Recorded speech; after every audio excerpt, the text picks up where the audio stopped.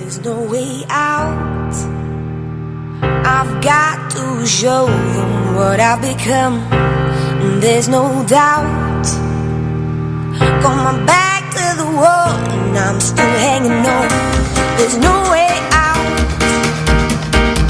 I've made my choice. Here's where I belong. There's no doubt. Welcome, ladies and gentlemen, to tonight's episode of the ZodWriter Show.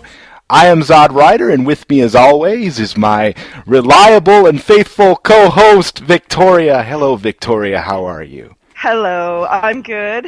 How are you? I'm doing great. You just barely made it.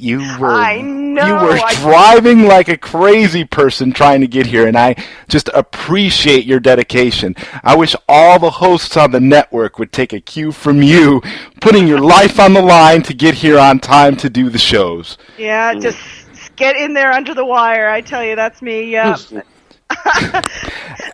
And you know what? Without further ado, since I do have our guest for today on the line with us, this is legendary Hong Kong actor, producer, writer, just Hong Kong legend himself, Bey Logan. Bey, welcome to the show.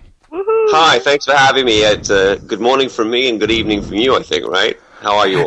Absolutely. It's only, about 9 o'clock in the morning there in Hong Kong? That's right. Exactly, yeah. And it's all lit up like Blade Runner. That's what you were telling me prior to the show. It's wet, grey, and you've got the neon lights, so it definitely has the Blade Runner vibe at the moment.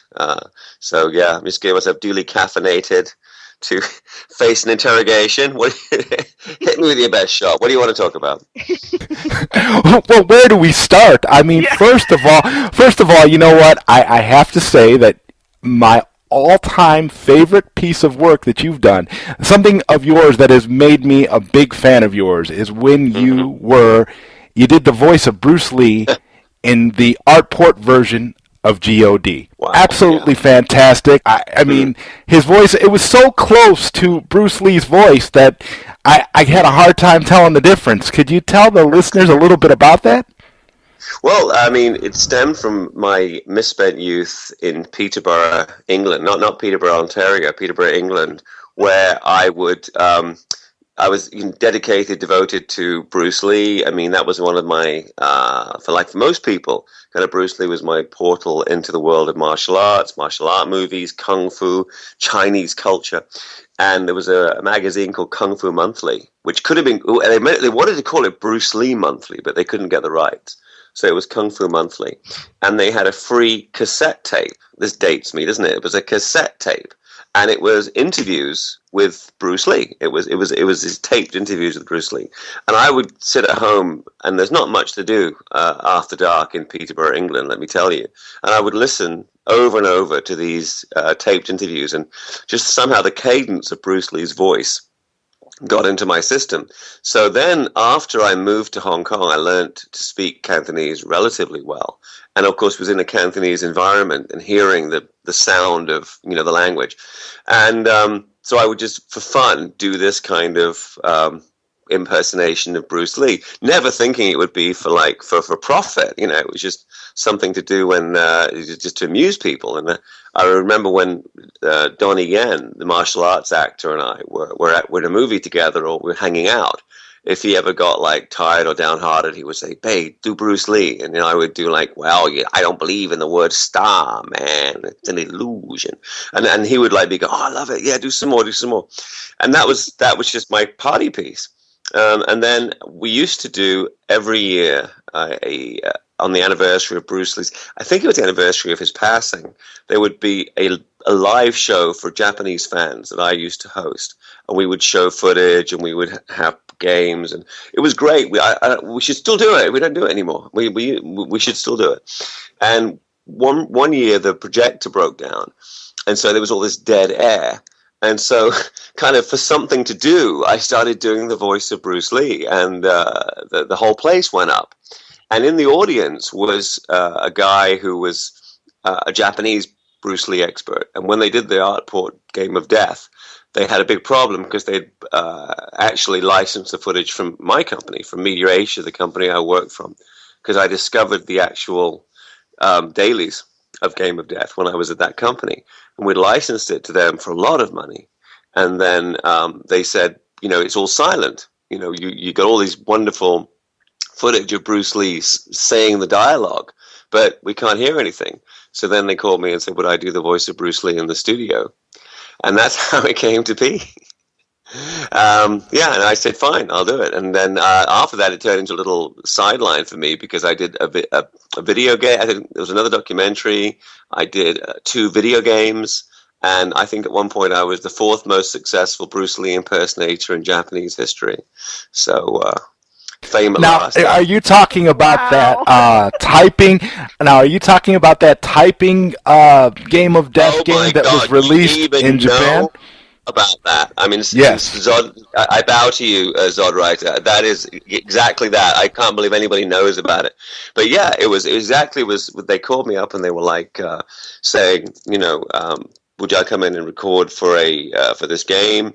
And so this went on for a while. And I remember very distinctly the premiere in Tokyo for the Game of Death, the GOD, Artport GOD, which is a pretty strange film, all in all. Yes, yes, it is. Anyway, so they had the premiere, and they had like a pretty full theater, and they would introduce the different people, and they would say like, here is Mr. Brown who played, and then it would like be muted applause. Here is Mr. Takahashi, and they would like clap, clap, clap. Here is Mr. Atamadara, clap, clap, clap, and then they would say, here is a voice of Bruce Lee, Bey Logan. Then it was like, like the second coming of Elvis. And then it was like, here is Mr. Suzuki. So Bruce Lee's name still carries a lot of weight in Japan. So I got the reflected glory of being the voice of Bruce Lee. They were super happy to have the voice of Bruce Lee in the house. But yeah, I'm amazed you know about that. I haven't done it for a while. I tried installing it. I had actually imported it from Japan at some point and tried installing it on modern computers, and it's an absolute nightmare. But I did actually get it. I did actually get it to run and got to hear some of the vocals that you did. Now, were those separate vocals, or did they just carry over the stuff from the Artport Game of Death footage? Oh no, that was for the game. No, it was separate. Yeah. Okay. The right finger to the left keypad. That's it. And was really, very specific direction, very specific dialogue. Right. You had to type you had like 5 seconds to type super. It reminded me a lot of like the Japanese Hokuto no Ken typing games that existed too, where they bring those out and you gotta type everything super quick, or you get hit and you get knocked down. I had a sheltered life. I'd never heard of this up until being asked to do it. Up until somebody coming to Hong Kong and booking a studio, and I got paid a fee, which was nice. Which, by the way, I did not for the Artpool one. I just did it for the honor of doing the voice of Bruce Lee. But for the games, I actually got paid something, which was nice. And I thought it was just I mean, if you think about me as a young man in Peterborough, listening to these tapes, reading about Bruce Lee, training martial arts, all the things, it's like you want to follow in the footsteps. I mean, I got to play, the Russian, like kind of Ivan the Russian or whatever his name was, from Fist of Fury on TV, fighting Donnie Yen, who was playing the Bruce Lee character. So I got to step into a Bruce Lee movie, and then I got to do the voice of Bruce Lee for Japan, and I got to meet his son. So I mean, in terms of, and now I've got a huge warehouse here with all the existing Bruce Lee movie memorabilia from the Golden Harvest era. So I have to say, it's like I look back on it in that sense. If you had told me when I was back in England, this is what will happen, I would have thought, no way. But yeah, I came as close as I could to following in Bruce's footsteps without sadly meeting him in person. And now, how are you? Justifiably, I can say that the Donnie Yen version of the Fist of Fury, the later remakes that he's done, is like the greatest version that they ever did, because they've attempted to remake that several times. Yeah, the TV series. Sure, yeah. I thought so. I think there's really good stuff in there, and they really extrapolated it well. It was hugely successful, and I have very warm memories about it because I would be working. I was actually, my day job is I would be working at a film company, Media Asia, which was in itself very exciting. The tendency in Hong Kong television, they shoot at night, so I would knock off work at about 5 and head up to the studio, and then spend the evening there. And you'd walk into Fist of Fury universe, and it was really cool because they were recreating a lot of the iconic images from the first movie, from the Bruce Lee film. Whereas with the Jet Li Fist of Legend, they kind of made an effort to move away from that and not to have him copy. But Bruce Donnie was doing the full-on homage with the war cries and the Chinese Nazi men of Asia and the nunchakus and everything. So it was just, it was like a dream. It was like, God, when I was a kid, if somebody would have told me, I would spend my days working in Hong Kong film and then in the evening go out there and then, to actually appear in the show as well as a... actually, in one episode, the last episode, I played two characters. At the beginning of the episode, I'm the Russian boxer, and at the end, I'm the British consul. So, talk about getting value for money, right? Jeez. Yeah, absolutely. I mean, only in Hong Kong. So, how is it working with such superstars from Hong Kong like Donnie Yen?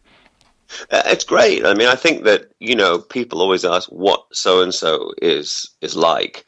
I'll say one thing is like as a through line from my experiences of Jackie Chan and Donnie Yen and other people who've had career longevity.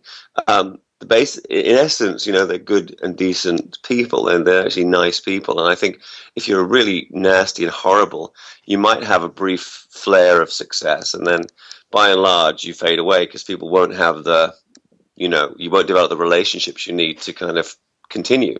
And also the thing that people have is the stamina and work ethic that is really important, which I sometimes see lacking in the younger people who are trying to get into the industry. The idea that you really have to work, you've got to put in the time, that you've got to, you've got to write, you've got to take meetings, you've got to strategize, you've got to prepare, these things. And so I think from working with the people I've worked with in this industry, I learned that, it's really important to have and develop and maintain relationships and to treat people decently. And also that you've got to work really hard. So that's what I got from them. And Donnie's certainly a prime example of that. Yeah. I mean, it's fantastic, all of the things that, he's been in recently, too. And I mean, I remember when I first watched Ip Man, and Ip Man really, I mean, that kind of hit me like, wow. I mean, he's really got some epic martial arts skills, and seeing where he was going. I mean, he was actually in like the Fist of Fury TV series, and then they got him for that. And I mean, he's just been all over the place when it comes to Bruce Lee. So that's what happened with Donnie was that for the longest time, I mean, he was the kind of the action star in waiting, and he had not moved up to be an A-list superstar the way he is today. And I think for somebody who's going to become an action icon, you've got to find the role that defines you, and it has to be something uniquely suited to who you are. And I think even though he did the Bruce Lee TV series, the Fist of Fury TV series, that's kind of following in the path of Bruce Lee. Iron Monkey was kind of in the kind of the same realm as the Jet Li Once Upon a Time in China films. And Yip Man was the role where in his own life he'd matured, he was a family man. As an actor, he developed to where he could play something with that subtlety. And that's why that particular movie kind of broke him as a superstar. And now, by a very broad margin, he's not just the biggest action star in China. I think he's the biggest male star of any description. Yeah, he's larger than life, kind of like in the sense of the way Chow Yun-Fat was back in the 80s with John Woo. Exactly. But, we just had this thing here called the Film Mart, which is a kind of a gathering where people buy and sell films. And, there's huge billboards there. And every major film was a Donnie Yen film. And you couldn't see, at the present, Jackie Chan or Chow Yun-Fat or Jet Li or anybody else having that kind of presence. So definitely this is long overdue for Donnie, and it's his moment. And good for him. Like I say, he's a good guy and he works really hard.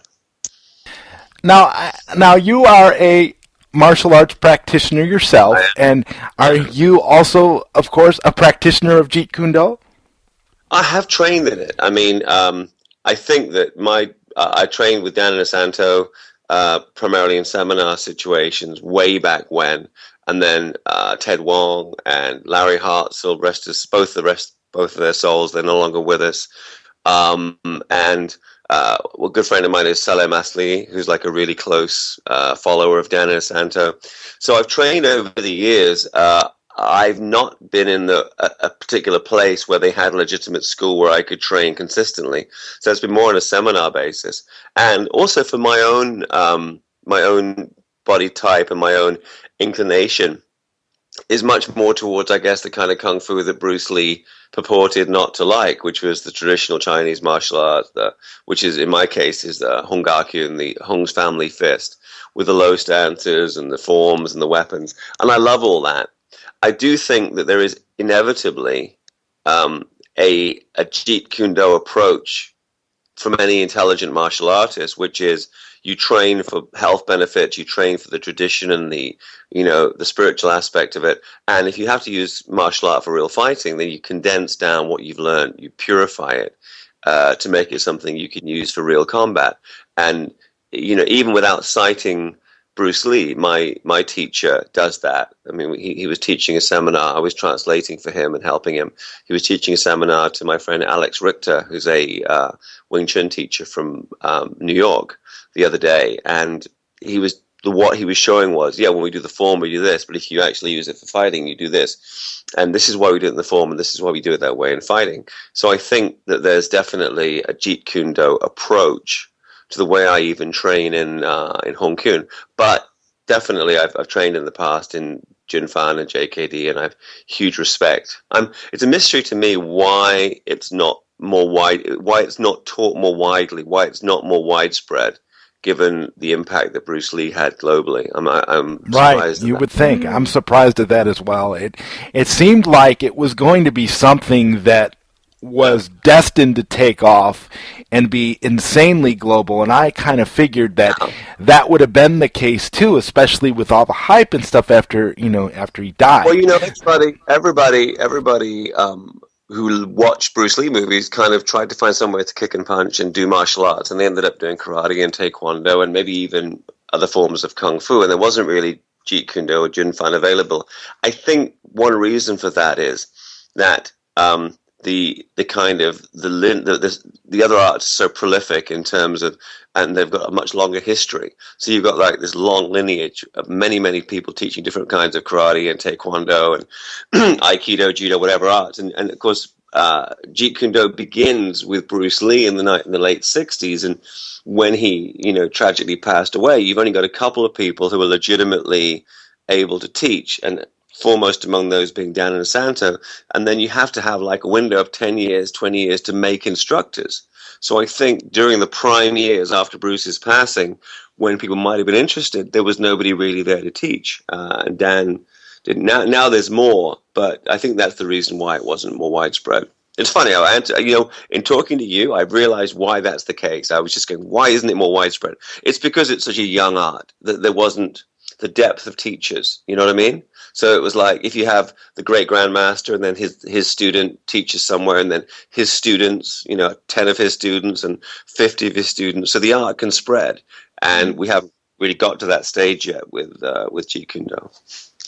Yeah, and that's unfortunate, but I don't know, maybe we'll get more practitioners in the future and it'll become more widespread. I think so. But I also think that you can apply Bruce Lee's philosophy, absorb what is useful, reject what is useless, add what is specifically your own, to anything you do, Yes. Your radio, to playing guitar, to, and this was one of the things that was, I worked on a couple of documentaries, and there was one called I Am Bruce Lee, which I didn't work on, where they kind of took that position where they were talking to people from really quite diverse disciplines, and across the board they were saying, I was influenced by Bruce Lee, even though I'm not per se a martial arts practitioner. His philosophies affected what I did. I was working on one for an American company, I think it was Pangolin Media, and it was called This is Bruce Lee.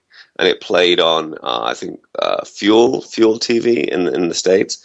And it was so interesting because anybody you spoke to, what they did very cleverly to get celebrity interviews is that you would say, somebody would be interviewing, say, Matt Damon about the Bourne movie. And at the end of it, they'd say, would you mind talking about Bruce Lee or Bradley Cooper or Keanu Reeves? And nobody ever said, no, I'm not a fan of Bruce Lee. I don't want to talk about it. He didn't influence me. Why are you asking me this?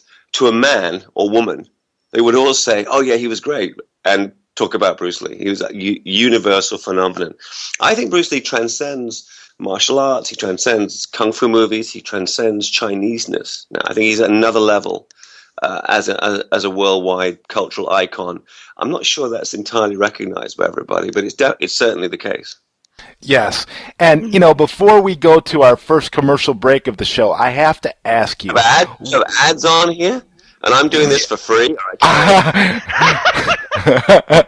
Yeah, well, we take little breaks. They're little network breaks and stuff. But what I was going to say was I have to ask you what your thought is on the Legend of Bruce Lee television series that was released from China a couple years back.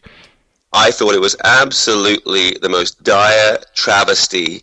I mean, if anything would bring Bruce Lee back from the grave to kill a Chinese person, that would have done it. Absolutely. It was just ghastly, and it's a shame in America. I think it was released, and bless the soul, Shannon Lee had a name on the box like Shannon Lee Presents. And I have to feel that maybe she was just trying to honor her father's name and hadn't seen the show, because I can't believe you could watch that show and go, wow, this is a worthy, testament to the life of Bruce Lee. And it was interesting. They were doing a documentary here, which I worked on for History Channel, which was about Bruce Lee. And they shot a sequence in some venue in Hong Kong where the Bruce Lee fan club was there, and they were showing they couldn't get permission to show an actual Bruce Lee movie. They were showing the TV series, and what they wanted to do was to kind of like show the TV series playing on the screen and pan across the audience of Bruce Lee fans to see Shannon watching and moved by the fact that her father's memory is enjoyed this way. And they couldn't do that shot because you'd go to the TV screen, you pan across, and the audience were jeering and throwing things, and then you'd get to Shannon. So it didn't have the same effect. They had to cut from the TV to Shannon and dub in people cheering. But that's my favorite story about that TV series. You know what? And I don't really get the whole idea, because you get a powerful lead who's capable of portraying Bruce Lee, and then what they did with the material, I guess maybe because they were trying to make it more fantasy, again focusing on a legend more so than actual fact. I don't know. I have to say one thing, that it's horses for courses. That show was fantastically successful in China. So yeah. Oh, wow. I think what it was is that the people who, first of all, they're not producing the show for the likes of you and me. These are people who are TV producers and not necessarily Bruce Lee fans per se. And their aim is to satisfy that, whatever it is, 1.8 billion market of Chinese people. And as long as those guys like it, that's fine. And they kind of, I guess, know the taste of their market. So for them, it was a huge success. And I think the gravy was that they could repackage it with DVD and whatever and sell it internationally because it was Bruce Lee, because that's still such a potent name. And the market's so different, and our taste is so different that when you and I see that, we're just like, like, please somebody burn my eyeballs out. But it worked for China markets. So, yeah, you can't just, I guess the producers were really smart, but yeah, of course, it could have been better. Yeah, that's definitely true. And I mean, I don't know. I think when you're trying to capture the look and the feel of Bruce Lee, if you want to do it as a completely fictional character with no real factual information whatsoever, I guess that would be a good blueprint to use. Do you know, there was a stage play about Bruce Lee that they did in Hungary. And the guys who were doing it came to Hong Kong, and they were going to do like a documentary about it to be broadcast on TV before the stage show came on. And the guy playing Bruce Lee was the Alec Guinness of Hungary, who was a much older man. And he was just playing Bruce Lee with the philosophy. And as an actor, he wasn't doing martial arts. And I thought this was brilliant. It was just so interesting that he was kind of doing an older Bruce Lee. You know, he was just playing Bruce Lee as an older man with the philosophy and whatever and the drama. And it was like a two-man thing between him and somebody playing Brandon Lee, Bruce Lee's son. And I thought that was just so interesting. So I'm not opposed to taking the Bruce Lee image or name and as a creative individual doing something really, you know, avant-garde with it. I just think that show was just bad. Yeah, I agree completely. It was badly performed, and so you just went, oh, please. And why did Shannon Lee put her name on it? I mean, do you have any idea? I mean, it just... Well, I mean, I think there's two things on that. First of all, if you're the Bruce Lee estate, and that's the only brand that you have, if you let material be released, where for example, in this instance, I'm sure that the Chinese company came to the estate to ask for their support. If you just let stuff slide and have it released in America without your, kind of involvement, it sets a precedent that people can do Bruce Lee projects without you. And I think if you only have that one brand, then it's important that you keep, some kind of creative control over how it's being marketed. And I think the other thing was Shannon having a genuine desire to promote the name and image of her father and thinking that this might do that. And thirdly, I'm sure they got paid, and we all need to pay the rent, and she has a daughter. Absolutely. So that's it. It's really interesting. I always had I always half joke about this. I say, I'm a fan of Bruce Lee, and I was a friend of his son, but I never really had a relationship. I'm not a fan or friend of his wife or daughter. And for some reason, I've always had a very problematic relationship with them in recent years. And I donated some, I don't know if you know this, but there's like a big exhibition, like a 5-year exhibition at a museum here of Bruce Lee memorabilia. So I donated some stuff from my collection and was invited to the opening event. And Shannon was there with her lawyer. And I went up to her and I said, I'm really, I don't know what the issues are. Why you guys, I obviously every time my name comes up consistently in terms of Bruce Lee media, opportunities. And I always get the impression you guys have a bad feeling about me. Can you explain why? And she was like, no, we think you're great. We love you. Ha ha ha. And my son was with me and took a picture with her and what have you. And to this day, I'm not sure what it was. And I followed up with her and her lawyer and said, if we can ever cooperate on something, I would love to. I never heard back. I really don't know what the issues are. I mean, Matthew Polly, who's a friend of mine, he wrote this wonderful book called American Shaolin. He's now writing what I think will probably be the definitive Bruce Lee biography. And he found it quite difficult to deal with. So anyway, it's a shame. Yeah, absolutely. Yeah, and Bey, you wanted to discuss Grandmaster. Grandmaster is an amazing accomplishment, and I remember way back when I was first working for the Weinstein Company and taking a meeting, Harvey Weinstein, myself, and some other people meeting with Wong Kar-wai because they did a movie called Blueberry Nights with Nora Jones, and way before the Donnie Yen Yip Man movie. Wong Kar-wai had said, I'm going to do a movie about Yip Man. And I even remember them calling me to ask about where to find a wooden dummy, like a mukjong, a Chinese Wing Chun practice dummy. And it was like 8 years before the movie got made. And so we're all very interested to see what Wong Kar-wai would do with a martial art film. And, of course, he turned in a masterpiece, which, was nominated in the mainstream Oscars, I think, for cinematography and production design, I think, and it won all these awards, the recent Asian Film Awards in Macau, and it's just an extraordinary piece. And I was really, I worked on the for the Weinstein Company on the American release of that, and I was so fascinated also to see the different versions, because I don't know if you know this, but the American version is very different to the Chinese version. Both of them were edited and prepared by Wong Kar-wai himself. It wasn't a case of Weinstein's taking the film away and recutting it. He did every frame of that himself. But it was so interesting to see how he made a film that really worked for the American aesthetic, and he'd made a Chinese version that worked for the Chinese aesthetic.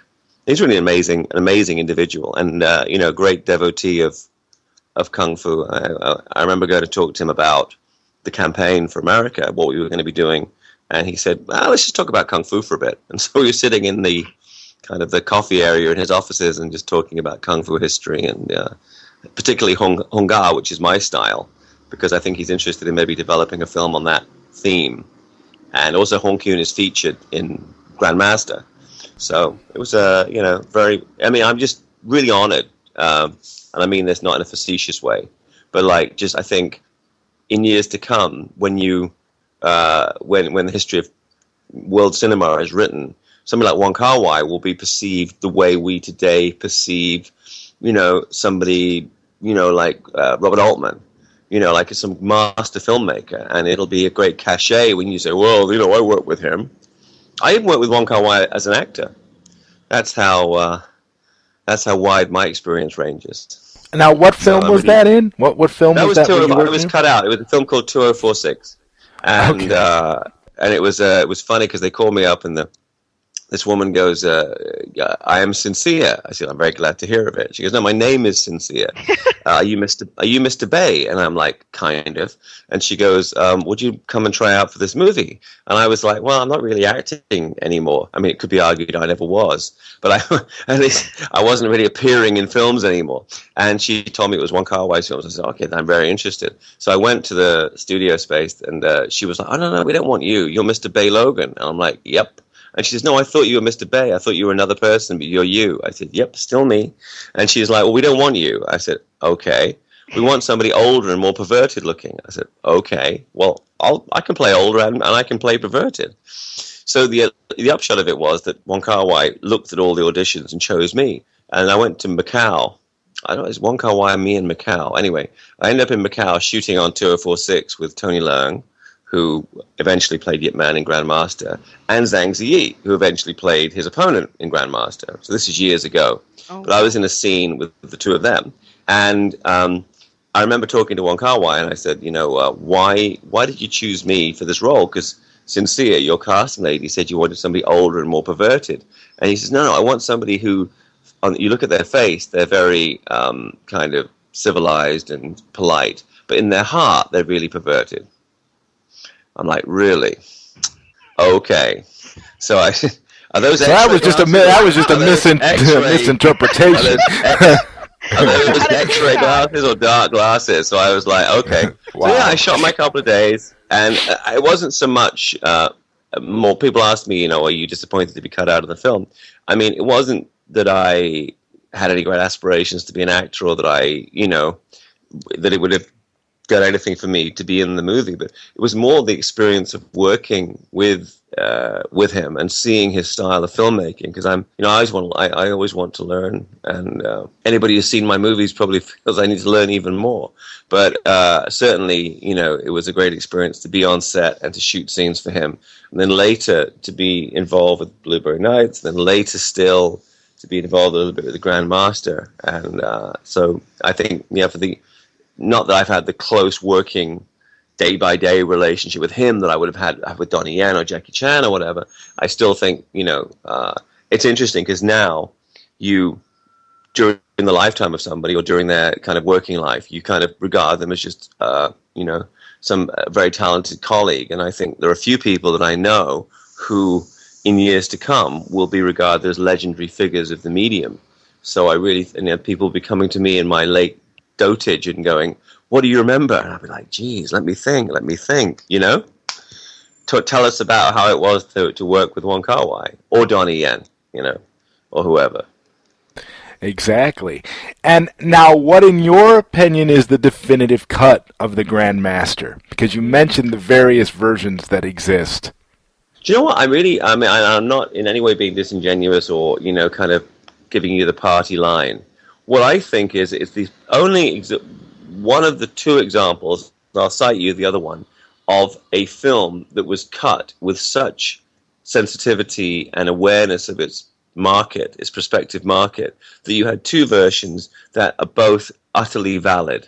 Because the Chinese version, the Asian version, was hugely successful, won many awards, was greatly revered, and the American version also, won awards and was greatly revered, and was successful commercially, as successful as it could have been. I think there's no way that film, there's no real reality given the limitations of a subtitled movie in America in the current marketplace, that movie could have made more than it did. So I think a fantastic job was done. And, I want to say, I'm not, again, towing a party line. There's movies that have been released, for example, Wuxia, which we released as Dragon, which didn't find the audience that we would hoped it would, because it's a masterpiece. Right, I remember when Dragon was released as like an on-demand release, Yes. to sample the market, and I remember seeing it and knowing that it didn't do as well as it should have did, and now it's on Netflix. So, what did you think of the movie? I enjoyed it. I thought it was fantastic.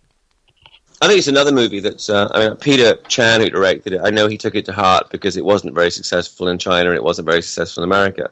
I just think it's one of those movies that will be constantly rediscovered, I think. And Donnie's so good.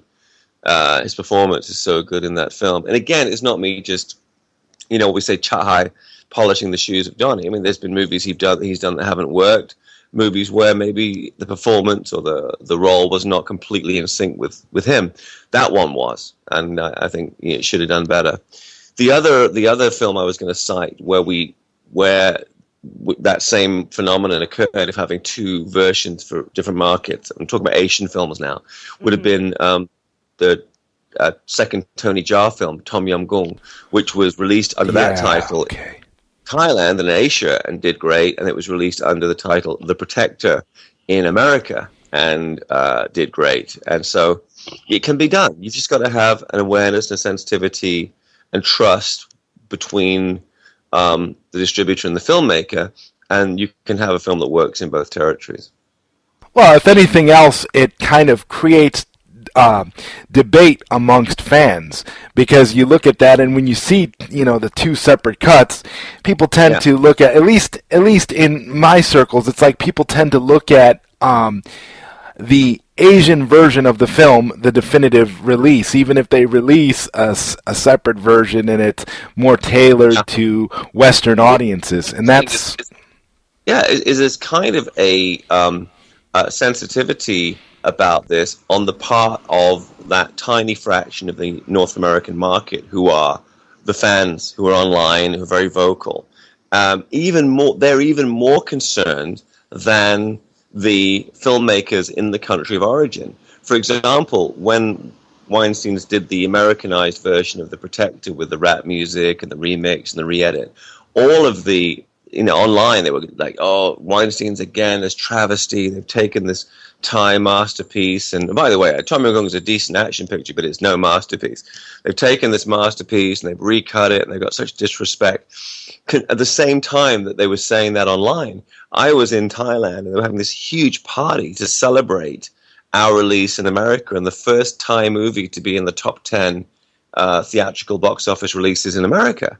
This was a huge thing. The Prince of Thailand was there. So they were doing cartwheels in the street, and they had elephants dancing. And some guy in his parents' basement in Iowa, and my apologies to everybody who's listening from Iowa, is going, well, I think that's terrible they did that. And you think it's interesting times, that the kind of the blog sphere, the internet guys have got this perspective that they take on stuff.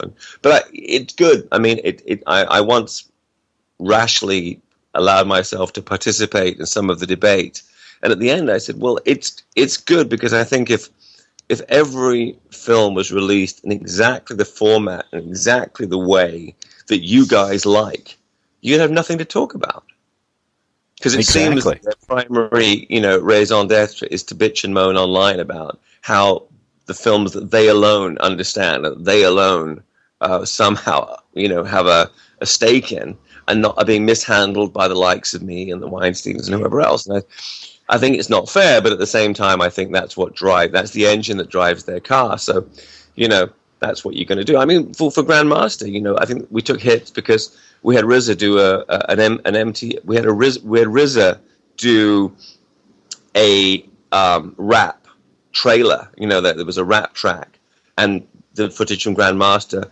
edited to the rap track. And Wong Kar-wai's take on that was cool, you know. And online people say, oh, you know, look at this. They kind of put a mustache on the Mona Lisa. But it's like what Quincy Jones said about Thriller. You know, when you have an album that does what that album did, you've got to hit more than one market. So you have to get the rap market, the dance market, the MOR market, you know, the pop market. You've got to get all those markets together. Then you can have a monster hit like Thriller. It's the same thing with Grandmaster. You needed the film. You needed the mainstream audience. You needed the cineasts. You needed the urban market. You needed the action film market, and they got it. You know, so it worked. But there's definitely a disparity between what you do to bring a film to its broadest possible market and the way a very specific kind of like section of the audience are going to regard whatever you do.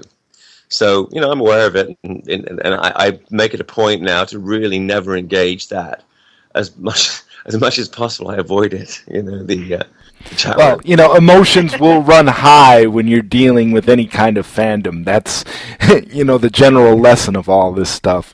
I mean, kind of like anybody who seeks me out, and I'm relatively easy to find, who emails me, calls me, or comes to see me in Hong Kong, I'm happy to reply to them, to discuss with them, and if anybody like you calls me, I'm happy to go on and do it.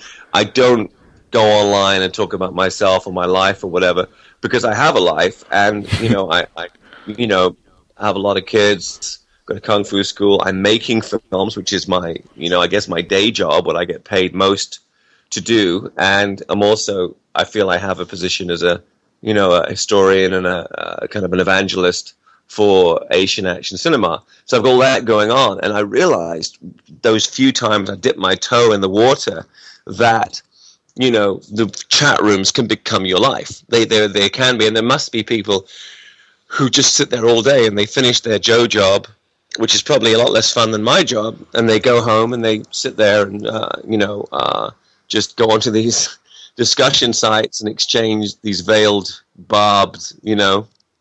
There was one guy, I'll tell you one funny story. This was the story that stopped me going on to the chat rooms.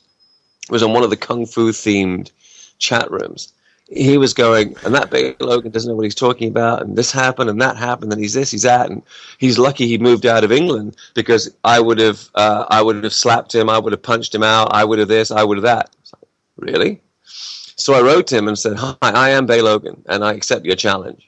And he goes, well, you know, how are we going to fight? I'm living in England. And I said, oh, I'll buy you an air ticket. And he was like, what? I said, yeah, you can fly over here and we'll fight at my school. You know, what day do you want to come? I'll send you the ticket now. And he goes, why? He says, well, because A, I have enough money, and B, I want to kick your ass. And that was this is very, by the way, kids at home, do not follow Uncle Bay's bad example. But I was pissed that this guy was talking about me in this way. And then he started going on about this and that and the other. And then he was going to say, well, I was upset because my mom is sick. And I said, well, I'll tell you, I don't think your mom wants you to fight me.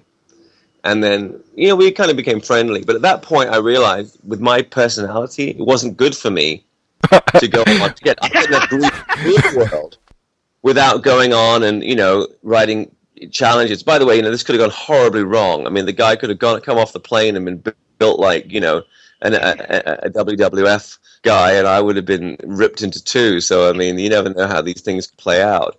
My rule of thumb would be anybody spending quite that much time on the chat rooms probably is not down the gym, probably is not doing, you know, MMA matches, and probably isn't training in Kung Fu in a meaningful way.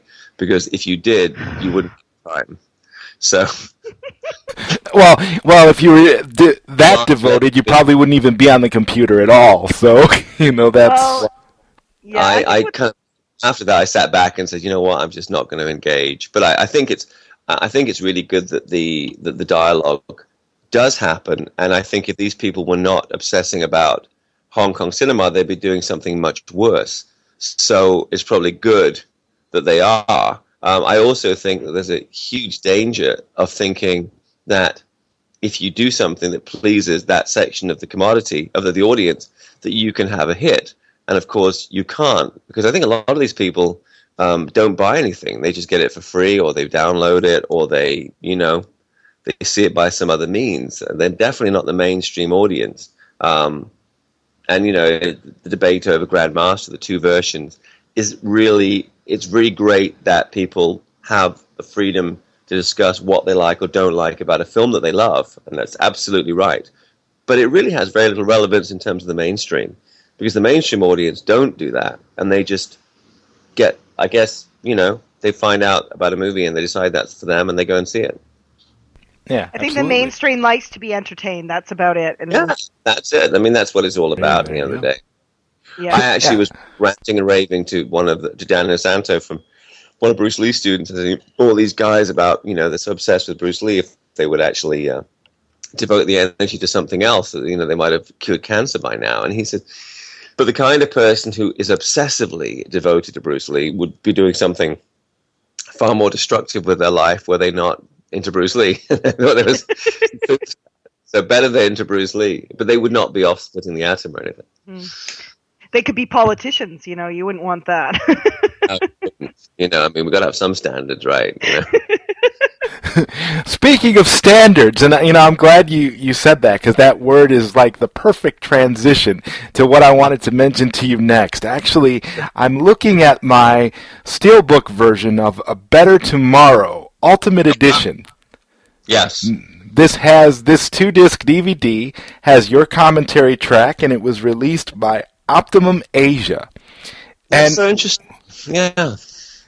One of the funniest things about this is that on your commentary track, you mentioned the fact that the original audio track for this movie was like basically torn apart, and they actually inserted cues from various American action movies and Forrest Gump and things into the movie. And you had made a joke about it on the commentary track, but when you watch the actual movie itself, it has all those cues you talked about, all in there, from Forrest Gump, Aliens, and everything. And I just thought that was so funny, because the irony of you being on a commentary track talking about that.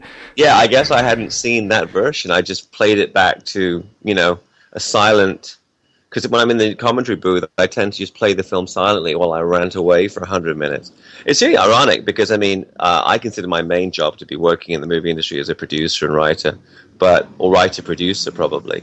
Whereas, definitely the work of mine that's been better regarded has been the DVD commentaries. So, what can you do? It's like I was kidding earlier when we were first talking about, Terrence Stamp, this wonderful actor, will be, here lies General Zod. I'll be like, in my gravestone, here lies the guy that did the most DVD commentaries. You've had well over 100. That's a lot. So it's kind of strange, because it was like, there was a period when I was just, Optimum, I think I just did that one for them, but there was different companies asking me to do them, and then I would record them in a studio in Hong Kong or wherever else I was in the world. And, they were interesting and fun to do, and I was paid for them. So, it was kind of an interesting job of work. And then for some reason in recent times, it faded away. And I remember there's an American company called Welgo who released the Yip Man movies, the Yip Men. And I got fans writing to me on Facebook and what have you, saying, why don't you do a DVD commentary for those films? Why don't you do those commentaries? So I wrote to the head of Welgo and said, and I never really tout for business, but I wrote and said, hi, I'm Bey Logan, I've done a lot of commentaries, and would you like one for your Yip Man movies? And she wrote back and goes, who are you again? I'm like, okay. That was that. That would be a no? They didn't go down that, no. She apparently had no idea, and wow. I think Welgo cleaned up the market. They're doing a really good job releasing any decent action title has been released. And it's funny because just now we had the Hong Kong Film and a mutual friend, well, not mutual friend because I don't consider myself a friend of the head of Welgo, but somebody introduced me to this woman and she still didn't know who I was. And I'm thinking, God, you know what? If you were like in the golf world and somebody said the name Bey Logan, you should not indeed know me. But if you doing Hong Kong cinema, it's odd. Yeah, I kind of felt you might have a vague awareness, but apparently not. So sometimes it's good to get a slap upside the head and a lot of small fish you are, and that was she provided that for me. But that was it. That kind of was a signal to me the end of that era of doing commentaries. But there were a lot of they're very interesting to do, and that people to this day, because of course they still circulate, appreciate them. What I want to do, what I've been kind of like toying with is doing a DVD commentary for iTunes where you could download it and play it on your headphones along with watching the movie. You know what I mean? That's a good idea. Yeah, that would be awesome. I probably haven't devoted the time to it that I should, and God knows I'm busy enough with other things. But my son was helping me, and he was saying it's really Byzantine, the hoops you have to jump through to go onto iTunes, record something, and get paid for the downloads. Because I certainly, it's a lot of work, so I would want to make something back from it. If nobody downloaded it, then you wouldn't make anything, but that's fair enough. I think there would have been an audience. And I was going to kick off with Enter the Dragon, which I've actually never done a commentary for Enter the Dragon, the Bruce Lee movie. And I think I could do... That's what actually inspired me to do commentaries, because there was a pretty bad one on the first DVD of Enter the Dragon. Yes. And I thought, I can do better than that. And that was 100 commentaries later. Now, if I'm not mistaken, though, you have several... You did some commentaries, didn't you, on the 30th anniversary release of the Bruce Lee films? Not Enter the Dragon, but the... Bruce Lee's, and even some of them I've done multiple times. The reason I've not done Enter the Dragon is it's a Warner Brothers movie, and John Little was retained who was the in-house expert, and to this day is respected as a Bruce Lee expert. It was his thing. And I understand it. I mean, I'm probably less so, but a lot of people are very territorial, and they're like, okay, this is my project. I am the white guy expert on this, and therefore it's going to be my thing. And I had that with Quentin Tarantino when we first started Dragon Dynasty, that Quentin wanted to do his own DVD releases, separately from me. And same thing happened with John. I mean, they're not going to say, hey, why don't you do a commentary? Why don't you do this? Because... it's their baby, and I totally get that. I'm pretty more inclusive because, what the thing is, there's so many things that I don't know about as much as I should. I suppose I can, if I admit that, I can say that I am probably the world's greatest expert on these films by virtue of living here the years I have and learning the language to the degree I have and working with the filmmakers and being based in the industry in Hong Kong. It's just, I don't see how anybody could have the same information because I wasn't just sitting, at home somewhere in like the West, kind of sourcing information. I was actually here in Hong Kong working every day with the people that made the films. So you would have to become the best expert by osmosis, I suppose. So I get why if you're another guy who's an expert, you don't want another expert coming in with you. So they ever asked me to do Enter the Dragons, and that was going to be my first one. So if I could ever figure out how to get the damn thing online to be downloaded, watch this space. You'll be the first to know, Zodmaster and Victoria. I definitely would love to hear that. I know it would be good. I mean, I know all of your Bruce Lee commentaries that I've heard have been very informative, and it's heard every commentary that I've done, and I'm really happily surprised because there's a lot of work, there's a lot of information that you have to put onto every track, and some of them are really hard work, and some of them, of course, are easy. I mean, it's interesting because I think a couple of the better ones, which I did in England, or for the UK release of DVDs, was... You're talking about Hong Kong Legends, right? Right, exactly. They were for films that probably were not that, I wouldn't say not that good, but they were a hard sell, like Hong Kong 1941. That's a hard sell. But I think the commentary was really good. Empire Magazine said the best thing about this DVD is the commentary, which is very nice of them. But that was a real hard sell, so I was very proud of that one. Whereas with the Bruce Lees, I mean, they're going to sell anyway, and it's just a bonus thing. The funny thing is, it's such a weird industry. When I was working at Media Asia, I was simultaneously recording commentaries for the first incarnation of Hong Kong Legends. And part of the deal was that any bonus features generated for the Hong Kong Legends DVDs, Media Asia could use on the American release of the same movies. It's an unusual relationship. I mean, like basically, Hong Kong Legends would pay for them, and then we would have access to them. And my senior colleague, a guy called Peter Poon at the time, said, we won't put your DVD commentaries on the American releases of the same titles. And I said, well, why not? And he goes, because Americans don't like to hear British accents. We really need to find an American to do this. Oh, wow. Okay, I have to disagree. Being I'll tell you, it's just interesting because in this industry in particular, I don't know if it's true in other fields as well, but people present things to you as fact, and you look at them and you're like going, have you cleaned out the bong this morning for breakfast? Because you really think that's true? I mean, I'm just like, okay. And he was extraordinarily my boss or senior colleague at the company at that time, so it was his decision, and it sounded kind of self-serving for me to say, well, no, I want them to be out there for the American market. The thing that was frustrating about it was, this was when I was kind of aware what was happening online. People would blame me. They were like, why isn't that Bey Logan putting his commentaries out for us to hear in America? Why do I have to buy the import DVD? And I was like, yeah, that's a good question. Because it would have cost, it would have been a very much, because the DVD was already recorded and it was on a DAT. So it would have been an incremental cost to add that to the American DVD. So it was actually a specific, the real reason I think that this person was jealous about the idea of me becoming in some way, a cultural, pundit in the North American market. But it's a shame, really. Sometimes these decisions are taken and it's like, okay, you're getting a kick out of, kind of like you got your power trip. But the people that suffer, it's not so much me, because I get paid the same regardless, but it's the people out there who would learn something from whatever I might have to share. So, yeah. And then to top it off, it's the ones that are suffering that have to continually import the Hong Kong Legends discs. There you go.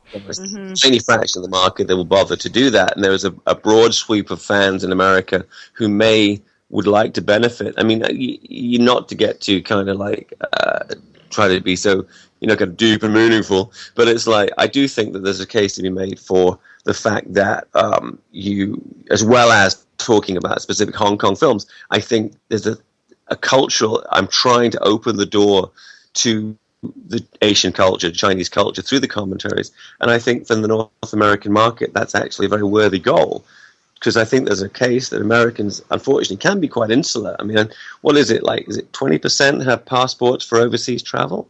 It's a very small number of Americans who will ever come to China or Hong Kong. So maybe, our films and commentaries are their only access point to that culture.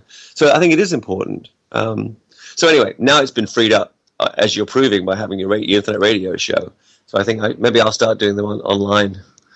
That would be great, especially with a lot of the newer films coming out, and then like re-releases of classic films. It would be nice to get commentaries for some of the films that you haven't done. There's a couple where I either feel I screwed up the commentary the first time, or I've never done it, and it's evidently a classic film where we're able to go back and do a commentary for them. So. We'll see. It's tough because I got so much to do every day anyway that it's kind of fallen a bit by the wayside. If somebody called me, attention all ships, and said, hey, can you do a commentary for this movie? And, we'll book a studio and we'll pay you X, I would go and do it. I guess it's a little tough when I'm actually doing the heavy lifting by myself. Now, the strangest commentary that I ever heard you do, this was just bizarre to me, and because I guess I hadn't expected it. I had imported Golgo 13. It was the anime, and I had it. It was, I think it's called Secret Agent Edition or something. I don't have it in front of me right now, but it features a commentary by you, and it was funny to me because like I'm so used to all of your commentaries being mainly Hong Kong cinema based, and to hear you do a commentary like that, was interesting and informative for me. So I think it must have been a voice double, because I've done commentaries for non-Chinese films. But I can't remember doing Golgo 13. That's the one with Sonny Chiba, right? No, this was the animated version. Really? Yeah, Wow. you did a commentary track for it, so I was fascinated. Okay, I have no recollection of doing that, so maybe I was stoned that day. It's very possible. Are you being serious? I'm not messing. I seriously cannot remember doing it. But that's true of a lot of things in my life, and probably explains why I have 5 kids. But I really can't remember doing it. But if it was good, I thank you. And if it was bad, then that wasn't me. No, it wasn't good. It was definitely good. But I had a couple of questions about it. But since you don't remember it, my curiosity, what were the questions? Well, I wanted to ask you, when was the first time you actually saw that film, and what was your exposure to it initially? I can answer that question. I've never seen it. I saw the American one. I saw the live action with Sonny Chiba, and that's been it. And I talked to Choi Hark about the fact that Choi wanted to do a new version of it. Choi Hark wanted to do like a new Golgo 13 movie, because he liked the anime and the manga so much. But I haven't. I'm sorry. I don't think I've done a commentary for the animated one. I've got to look online now and see. Maybe it's somebody British actor. Somebody impersonating you. Yeah. So I've yet, unless I'll go back and see. And by the way, there is a third possibility, which is I did it, saw it, and have utterly forgotten. But I have a feeling it wasn't. But anyway, wow. It's great to start the day with a mystery, and that's a mystery. I'll look into that and see what happened. I'm not messing with you. I mean, it's really serious. I've got no recollection at all. I was like, should I bring up Golgo 13 or not? Well. I'm very familiar with Golgo 13. It's thank God it's not like kind of like Deep Throat or something. At least it's something legit. If it was some real deep dark secret I had forgotten about. Anyway. Because well, that, and then you're, and I had already went into some stuff about your commentary for A Better Tomorrow, which is just unfortunate that your commentary has to be on a DVD where they ruined the dub track. Yeah, I mean it's kind of. It's kind of sad because a lot of times, being the public figure, the guy that's doing the commentaries or the guy that's doing the interviews or in some way involved with the specific show, people understandably are like, well, Bey must have done that. I'm playing, I'm like, guy, a lot of the time, I just work here, I mean, I'd like to tell you that I have so much control over Hong Kong cinema that every movie that's released, I choose the version, I choose the soundtrack, I choose the mix. But that doesn't happen. I mean, on my own movies, perhaps, but not on the library releases. And there's a lot of reasons. I mean, I'll give you an example. I mean, understandably, when we released one Hong Kong Legends release we did was My Father is a Hero with Jet Li. Yeah. And I think we only had the English audio track from the. And what happened is, and there's no reason that the fans should know this, and there's every reason for them to be angry. But what happened was, when the film was first acquired by Miramax for home video, there was no DVD. So they only acquired the English version, because back in the days of VHS, primarily you would release the dubbed English version on VHS, given there was only one language option, So that's all they acquired. I mean, in hindsight, you're going, damn, you would have been so easy to go to get the Chinese version at the same time. So years later, DVD popped up, and one of my jobs was to go back to the source companies, if we could find them, who licensed the film to us in Hong Kong, and say, by the way, we'd now like to access the Chinese language tracks, like for free, or for a very nominal access fee. And not everybody played ball, and that's what happened with My Father is a Hero, that they kept running us around the park and wanting to charge a huge amount of money and not wanting to participate. But understandably, when the film comes out, the fans don't go, oh, damn the Chinese company so-and-so. They go, damn Bey Logan and the Weinsteins. And I understand why. But normally, from my understanding, it's not a question that somebody sits there, trying to screw up the release or trying to do things wrong. It's just that there are business pressures and definitely issues dealing with older companies in Asia that the fans are not aware of and probably shouldn't be aware of. But there's normally a reason why something is a certain way. For example, what happens a lot of the time, what's happened is, well, sometimes it's the reverse of what we're talking about, that the music hasn't been cleared, so it has to be changed. In this instance, the music hadn't been cleared, and it should have been changed. So, I don't know. Not quite sure what had happened there. But it's like, I think that when I read people's comments or when people talk to me about it, they seem to feel that there's some kind of malicious agenda, that there's some kind of dark force at work to deny them of the full enjoyment of the film. It's normally just pilot error. It's not, somebody trying to screw up their life. But they act that way. They seem to think that we've got it in for them. And it's not. And I think most people who release a movie do the best they can with the elements available. And it's particularly in the Asian field, it's not that easy because the cataloging and the storing of materials is not as great as it's been in Hollywood. And some of these companies, when you go back to them 20 years later, are out of business or don't see why they need to provide more materials at their own cost. So now if A Better Tomorrow actually gets a proper release on Blu-ray from one of these glorious companies, would you be doing a commentary track on it if you were asked? Absolutely I would, and this time I'd probably make sure I listen to the soundtrack on the film itself of that version, because obviously there are different versions that exist. I've counted at least 4 different versions of that film, and it's frustrating. I would definitely do the.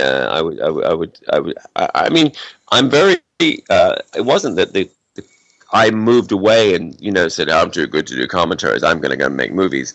I was always doing them at the same time. I remember have warm memories of shooting the Jackie Chan film The Medallion in Dublin, Ireland, and myself and the director of that movie, Gordon Chan, going into the studio to record a commentary at the studios that U2 built in Dublin, and going in and recording a commentary with Gordon for, I think, 2000 AD, one of his, or maybe Beast Cops, one of his films.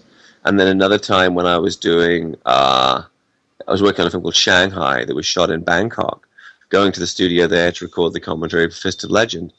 So it's always been something as a parallel, But it just felt like that commentary, the commentary business moved away. I think the cutoff point that I can think of is Hong Kong Legends went into receivership.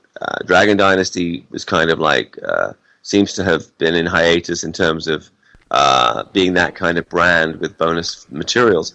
Yeah, you just answered my next question. I was just going to ask you about Dragon Dynasty, and you just answered it. One of my ambitions for this year is to find a way to revamp and reboot the title, the library and the brand in a way that works economically. I mean, what happened was when we first launched it, we had key titles like Seven Swords and The Banquet, that really and Tom Yum Goong that knocked it out the park. You're doing 1 million units on DVD. Since then, the whole industry, the DVD industry, has taken a hit because we're at this kind of, I think, kind of watershed time between people buying DVDs and Blu-rays and everything being online, and so and the online business. Well, there's always the digital market, though. Right. So you could. But I think my impression is that we still, you don't make enough from that to warrant, acquiring a major title, and so it's kind of regarded as ancillary. It's kind of an add-on. You buy a movie, you hope you can do theatrical. You go to home video and mainstream television, and then digital is kind of an ancillary to that. That's my impression. I mean, maybe things are changing quicker than that, but the DVD commentary thing was kind of part of what we did with Dragon Dynasty. We were spending a lot of time and money on those initial releases, and if the film did really well as a result, it would be a good business model. But then if you had a movie that didn't perform, the costs of creating those materials and going to town ate into the profits from the films that did do well. So I think we did great work. Overall, I guess we proved beyond any doubt that there was a ceiling on what you could do in the North American market with even a high-end brand of Asian genre product. Having said that, now we know that, I think there's probably I had spent 3 years working on the brand. Left Weinstein's had 2 years working on myself, came back again. I'm working with them again now. And one of the things I would like to do is to revive the brand and work on some new titles that we have in the library and some of the classic titles. So that's one of the things that I'm working on at the moment. There's always been a lot of criticism and stuff in regards to that. Like, I remember when Dragon Dynasty launched as a label, and there was all this hope for, the top tier premier titles that you had on the label. And there's always people, complaining about the transfer, the soundtracks. I'm not here to beat the drum for TWC, but when I look at the releases themselves, when I look at the double disc releases, when I look at the energy and what we gave to the fans, and also when I look at the sales on the high-end titles, like something like Fist of Legend, I have to say that they were successful. Yes, they were. But there's definitely, and again, I get this is the raison d'etre for these chat rooms and for these people online who have a voice. That's what they live for. They want to criticize. They want to express their views and dissatisfaction or whatever. And that's entirely their right, and that's what they should do. And so, but they're not. These aren't people who will ever be pleased. So exactly. And then what I was going to say was, in light of all of that, in light of all the criticism and everything, I always felt that Dragon Dynasty, it was just great to have a label like that committed to doing all the things that you just mentioned, and coming out with top tier commentaries and extras. Yeah. The time we did that, the label, there was a blog attached to Variety, an Asian entertainment blog by a guy called Grady Hendrix, who's since done some great work. He runs the the Subway Film Festival, the New York Asian Film Festival, which is very well regarded. But he seemed to have made it his mission in life to, kind of berate every release. And even when we released like The Protector, which was probably our biggest success theatrically and on DVD, he was like, well, I haven't seen this movie, but I'll hand you over to this guy who hates the label even more than me. And there was this guy on, kind of going through the whole movie, like, this is bad, that is bad. And I was like, really? Geez. I mean, again, for me, yeah, I want things to be better, and I'm a perfectionist. But I felt overall, those old titles, when I look at them again now, I think, they're so much better than anything that was done before and since. And as I say, where there was a shortfall, it kind of wasn't, a desire to rip off the public. It was pilot error, or it was, there was a business reason why it wasn't so. But the audience doesn't need to know that, and they shouldn't know that.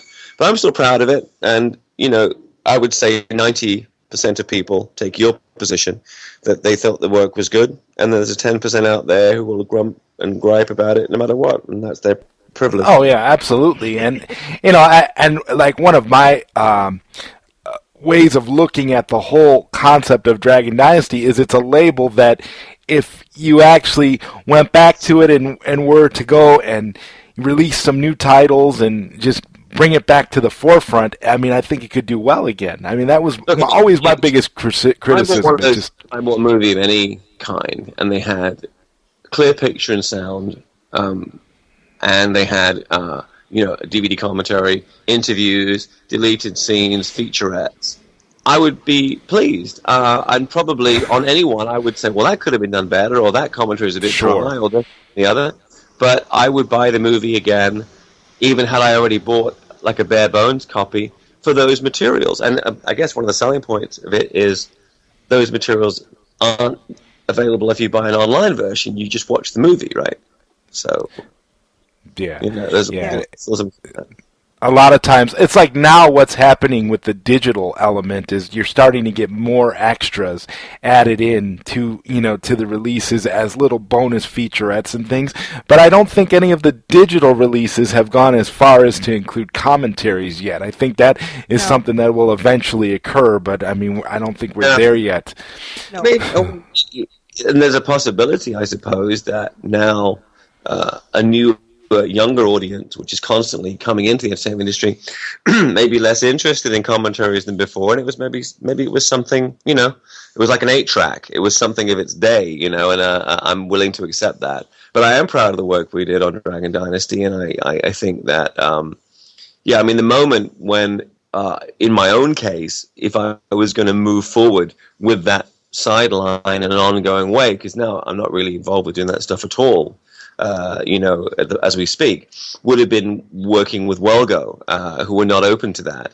And then I guess so now it's maybe, and then Hong Kong Legends went into receivership, which is, I think, what you call Chapter 11 in America. In England, we call it going to receivership. Mm-hmm. And so, yeah, then on the horizon, the next chance I would have would be with a revamped Hong Kong Legends. I don't know, a revamped Dragon Dynasty. So well, that's what I was going to ask you, too. How would you compare what you did with Hong Kong Legends to what you ended up doing with Dragon Dynasty? I think they were kind of the same, because I think there's a finite amount of stuff you can do with those films, which is, you know, the basis was, okay, commentary. You look for deleted scenes and footage. You try to interview anybody who's alive and worked on the film and, you know, is willing to talk, which is the other big thing. People would say, well, why isn't Jet Li on there? Jet Li refuses to talk about anything. Jet Li probably won't even say good morning unless you pay him. So you know, it's like, forget it. That's why. But, you know, people don't necessarily realize that. And going beyond the limb, you know, would be the things like, for example, if you look at the Dragon Dynasty release of Tai Chi Master, we went to the Tai Chi village and we shot a documentary there, which was great, which was really, you know, really enjoyable, really a great experience. So, you know, I'm really bummed. We were meant to do Shaolin Temple for an upcoming release, and I think it was about the time we downscaled the budget on the library, so I didn't get to go, which is a shame. We didn't go at all to Shaolin Temple, so I'm disappointed about that. But yeah, so it's the same on both sides. There's a finite number of things you can do with the medium, and I think both Hong Kong Legends in England and Dragon Dynasty in America were, to date, the best anybody's done in that field. Now, were they perfect? No. And there's very few, you know, all of this stuff is kind of on this borderline between art and commerce, but there's very few efforts that have been better accomplished in this field, if you know what I mean. So I'm very proud of that, and I think in both cases it was as good as it could be with the elements at the time and using the abilities that we had at the time, and given the fact that there were only 24 hours in the day, that was the best that we could do. I think most people feel that way. I know I sound a bit defensive, but I mean, it's because it's online. No, I mean, it's very, you know, it's very positive in, you know, in my memory of both of those labels. So most people I meet seem to feel that way. Maybe that guy that challenged me put the word out. Don't talk bad about Bey Online. He'll challenge you and buy you an air ticket so he can fight you. So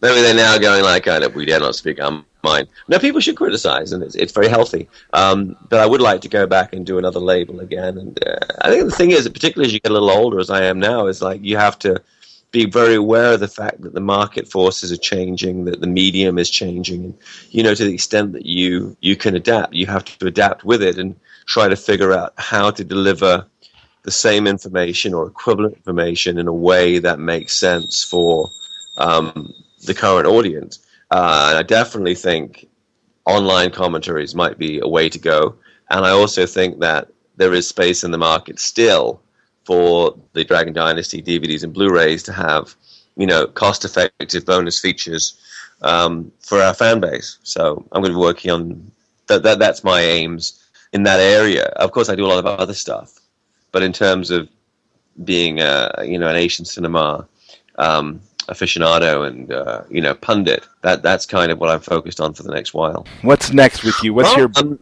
project?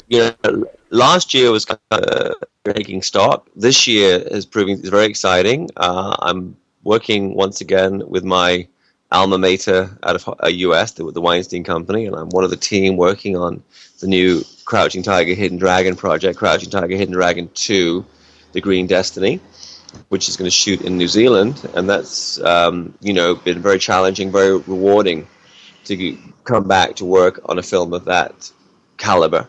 So it's, I got to thank Harvey Weinstein and David Thwait, the rest of the team, for inviting me to come back on board for that, which is, taking up a lot of my time and energy. I'm still working on the acquisition side with Weinstein's, and I want to do things with the Dragon Dynasty label if we're able to. And I'm working on a documentary with Donnie Yen, and I'm going to be shooting another movie of my own for my own company, and with an American company called The Voltage Pictures, who did Dallas Buyers Club, and before that, The Hurt Locker. We're doing a movie called Lady Blood Fight, which is kind of like, it's like the old classic, the Bloodsport movie. Now, are you acting in it as well? I don't have any immediate plans so to do. It's interesting because, it would be the easiest thing in the world for me to write myself in or to insist on being on camera. But my instincts have been to just, I have the, I have the same attitude towards acting that I do towards part. Never buy it, never sell it, never turn it down. So, for me, for acting, I don't buy myself, I don't sell myself. But if people ask me to be in films, by and large, I don't turn them down. And it's kind of like with the commentaries. There was a period of time when people would come to me and say, please do a commentary, we'll pay you to do a commentary. And similarly, please act in this movie, we'll pay you to act in this movie. And I just did it, And then when they stopped calling in both instances, I moved on to do other things. And that's really been it. There wasn't any great strategy involved. I think it's hard to have a strategy as an actor unless you make your own films. People either hire you or they don't. And in my own films, if there was a role, if there was a part that I genuinely felt within that time frame and budget that I would be the best person to do it, then I would still do it. I would play a role. But for this one, there's nothing. Most of the girls are Asian, firstly, most of the people in Lady Blood Fight are girls, which immediately rules me out. And the main European character is the villain, and hopefully that'll be somebody with some name value. And even were it not, I don't think I'd want to play it. I would get somebody better than me. But it's nice of you to ask. I'm constantly surprised when I go on those few occasions. Well, now, I told you, I've become a little more wary about what's written on, not on about me on the internet, but on my official things like Wikipedia or IMDb, because people can just write in and put whatever, right? So I have. Now you used to have I remember at one point you had a BeyLogan.com. Is that still? Yeah, that somebody else did that, and I think it went by the wayside. And I bless them, thank them for putting even that amount of energy. We have a BNE.com that I should upload more on Facebook. It just becomes your life, updating these things. Right. The most I do now is that I actually monitor them to make sure other people haven't put stuff up and try to make sure they're relatively current, the Wikipedia. And then on the IMDb, I'm always amazed when I go on there and, I've got so many more credits as a actor that I do as a producer, though, and writer, though I think it's obvious because, when you act, you get invited and you go and shoot a day or 2 days, and that's one credit. But if you do a movie, it might take you 3 months or a year or more, so it's a slower process to acquire more credits as a producer than it is to acquire credits as an actor. So that's why. But I don't have any great aspirations to act, and I kind of only did it either, because people asked, I didn't like to say no, or because I thought it'd be an interesting experience, or because perhaps on a film of my own, it was I'll play that guy. For example, Dragon Squad, I play like the chief of police. The reason was we had a guy in mind, and he was just so bad. I just said to the directress, you know what? I think I should just do that. And he was like, okay. So I got to, play a police guy and run around in a SWAT outfit. Are you serious? So that's why you got that role. See, now I personally like your characterization. It was purely down to making the movie good. And of course, people who've seen any of my films are probably laughing at my claiming that anything I did made the movies good. But that was always the aim. I suppose that's the only thing that I take issue with a little bit is the sometimes when you read people talking about. When they talk about your work, there's this kind of sense of because they didn't like your movie, you're a bad person. And I just don't find there's a connection between the two. You might have somebody who's a really good guy who makes a film that's disappointing, and you might have somebody else who makes really successful movies who's a complete asshole. So I don't see any relation necessarily between them in that way. And I can just say in my own case that I always, on every film that I was brought on board or that I developed myself, did the best with the elements to hand and made the mistakes I made, or did the good.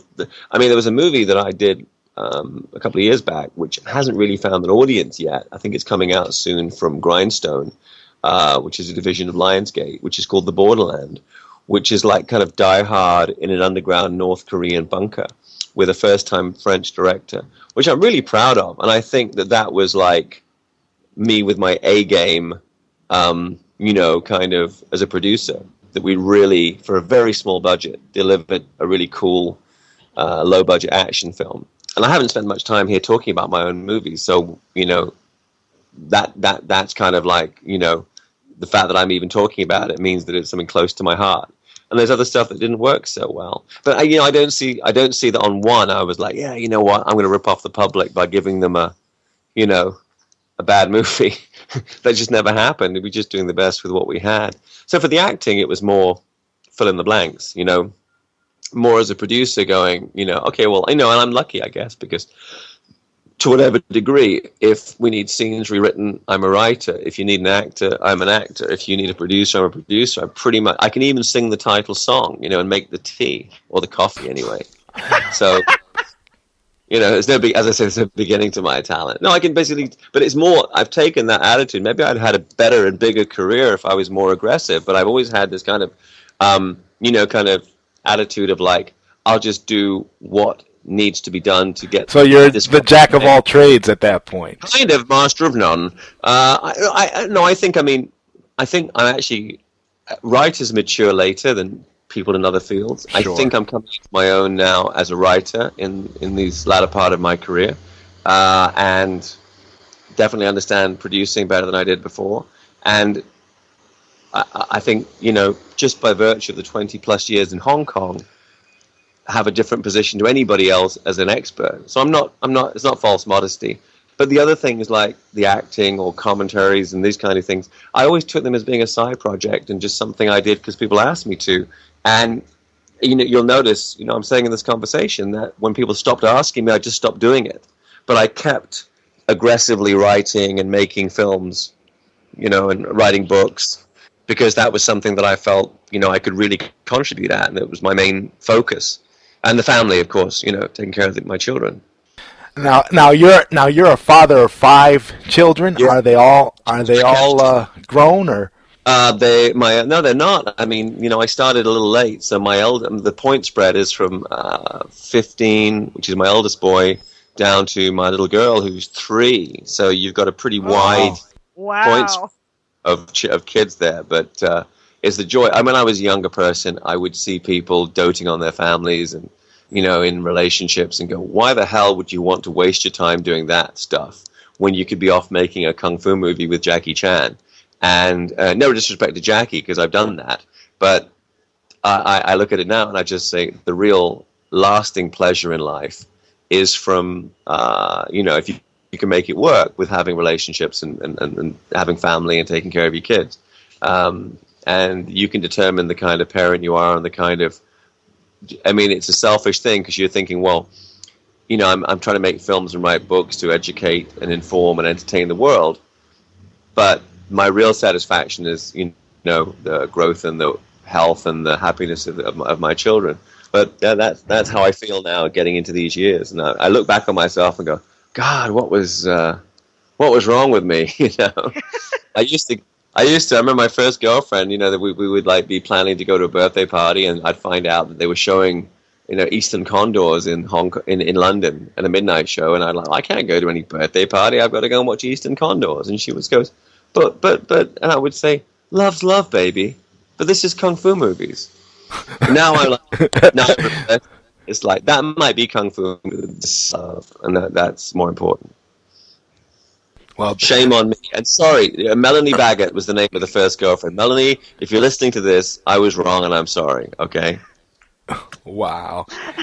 Well, hey, it is definitely, and on like a side note though, thinking about all of that and everything in as a whole, what you have going on, Bey, who is it right now that you would like to work with that you have not had an opportunity to work with yet?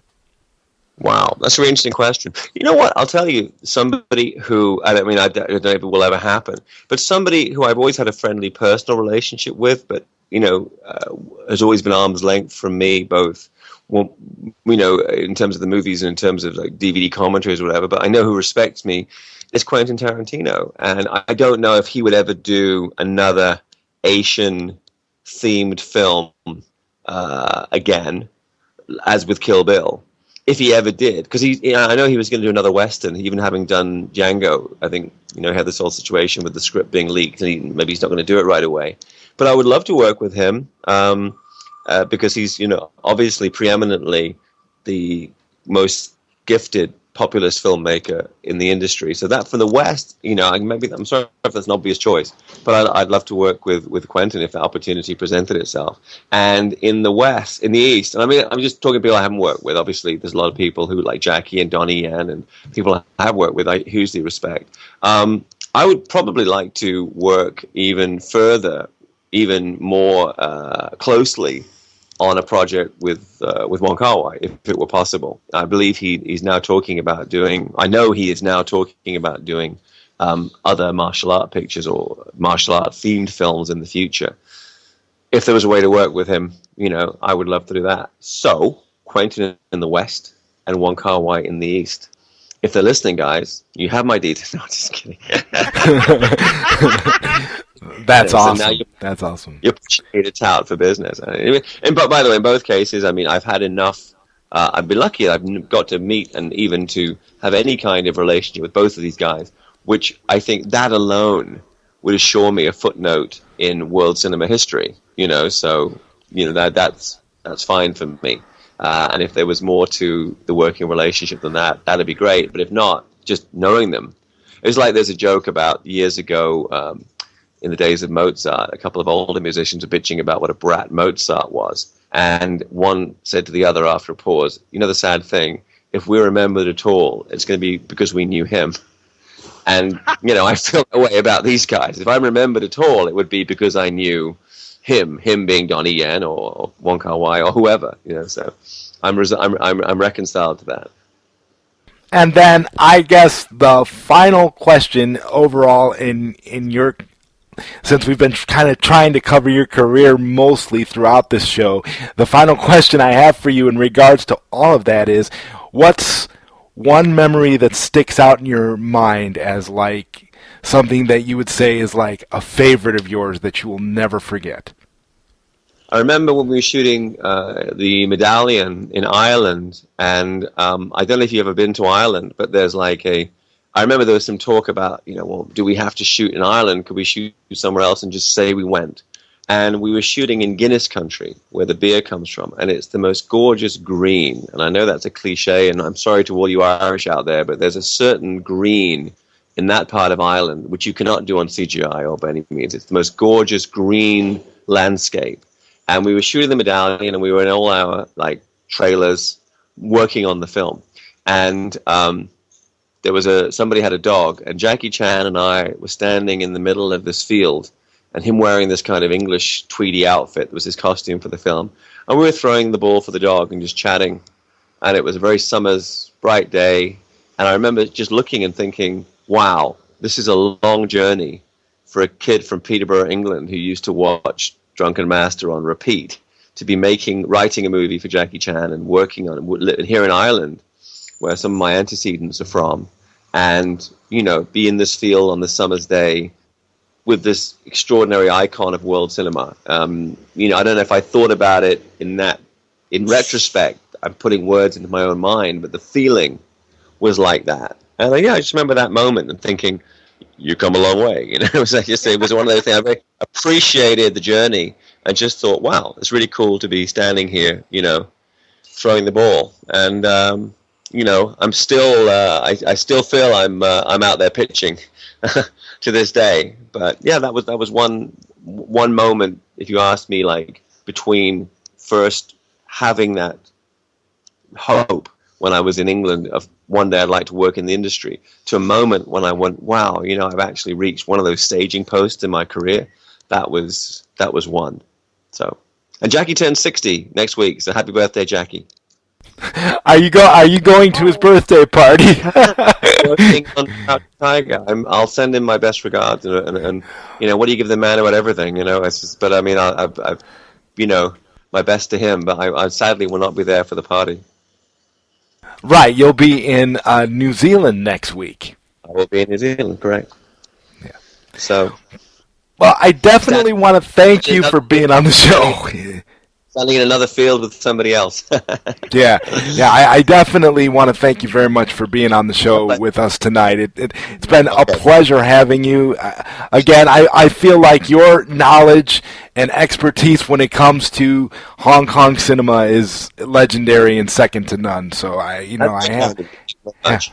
feel the exact same way. Well, that's great. It's all warranted. I mean, there's so many things I know nothing about that if I know something, I guess, if I can accept knowing nothing, I should accept knowing something, right? So, yeah. But thank you for saying it. That's very sweet. And you guys are great. Thank you, Zodmaster. Thank you. Thank you, sir. Thank you very much. No, thank you. It was awesome. It was really, really, really interesting. For someone who's not, I don't have a lot of knowledge of the genre, not like my wonderful co-host here. It's been really, really, really interesting. Thank you so much. All right. Take care, guys. Talk to you soon. Take care. Take care. And that was Bey Logan, ladies and gentlemen. Show them what I've become. There's no doubt. Got my back to the wall and I'm still hanging on.